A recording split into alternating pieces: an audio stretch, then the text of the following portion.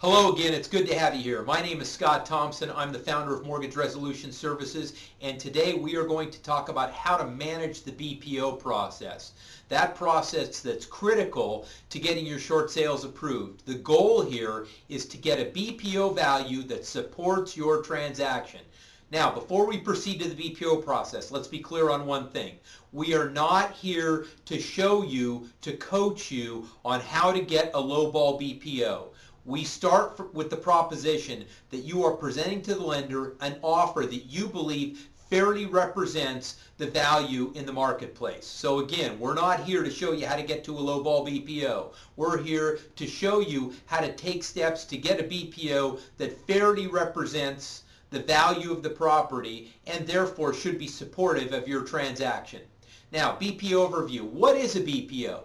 Well, a BPO is, for those of you that don't know, it's a broker price opinion, and it's based upon data that's put together by an agent on actives, pendings, and solds that surround, typically within a quarter mile, sometimes within a half-mile radius, the subject property, the property that you have in escrow, the property that you're trying to get a short sale approved on.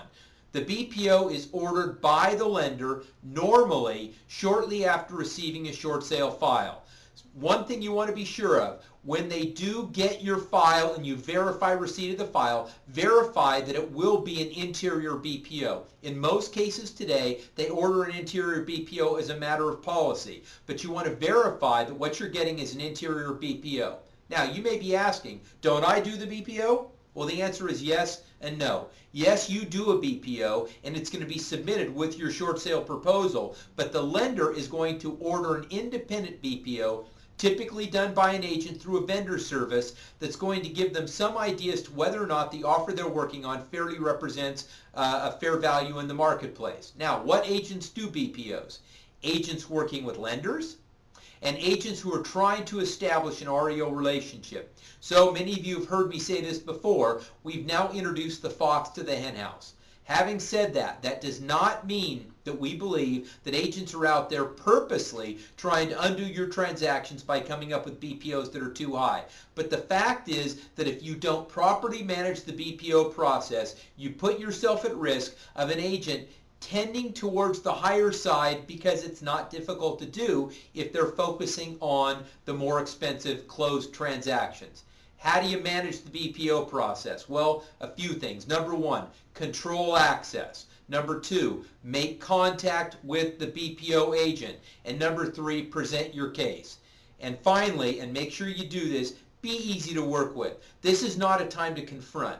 This is a time to reach out to that agent doing the BPO and demonstrate to them that you worked hard to get the value that you have on this property. Now, let's talk about controlling access, because you want to have a face-to-face meeting with the agent who's doing the BPO. So here's 3 steps that you want to follow as soon as you've confirmed that we're going to have an interior BPO.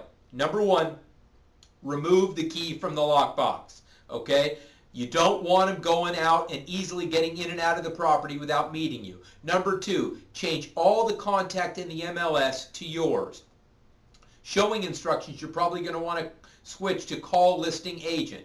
And number 3, talk to the occupant, whether it's the owner of the property or a tenant, and make sure they know that they shouldn't allow anybody into the property without you being there. Now, if you're going to control access that way, that also means you need to be responsive and flexible. So when they call to set up an appointment for Saturday at 9 a.m., you're going to be there Saturday at 8:55. You're going to have your data ready to go. You are going to be early. You are going to be ready. You've controlled access. You've made it a little bit difficult for that agent to get into the property, the BPO agent. You want to reach out to them by being easy to work with. Unless it is absolutely impossible for you to be there at the time that they want to do the BPO, be there on time, and be there prepared. Now, regardless of how good you are on the phone, I cannot impress upon you enough that it is critical that you see the whites of their eyes and that they see the whites of your eyes. That is your way of making direct contact with that BPO agent and having them see that you've done all you can to get the highest price possible for the property. Show them that you believe in that offer. Show them that you believe in the value that you're trying to guide them to. Okay, now To get your number, make your case, but don't be confrontational. Make your case by providing strong data. Make the data easy to understand. Run the information on what's available. What could a buyer buy today if they were shopping in that same neighborhood? Address the closed sales, but make sure that you give them a complete picture of what it's really like out there today value-wise. But I want to go over something again here real quickly. This is not designed to lowball the lender. You're not there to convince the BPO agent that the property's worth substantially less than it's really worth, either just to earn a commission or number two, to get an investor into a property at a price that is lower than the market, okay? So we're here to do the best we can to manage the process, but that is not to manage the process and get a number that's below market value. The BPO agent, try to connect, again, don't confront, and get a business card. If they don't have a business card, get their contact information with an email address, because as soon as you get back to the office, you want to send a follow-up email thanking them for their help on this and attaching, again, the information that you provided to them at the property so that they have easy access to it in the event that they left it in their car when they sit down to do these BPOs.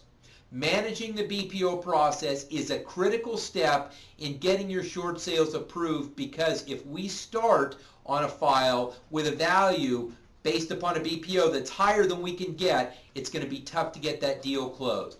Thanks again for joining us. We hope that was worthwhile. If you have any questions, up on the screen you can see questions@mresolution.com. Send them to us or contact us at the number shown. We love your feedback. We're here to be a resource for you. Let us know how we can help make your business better. Thanks again. Bye-bye now.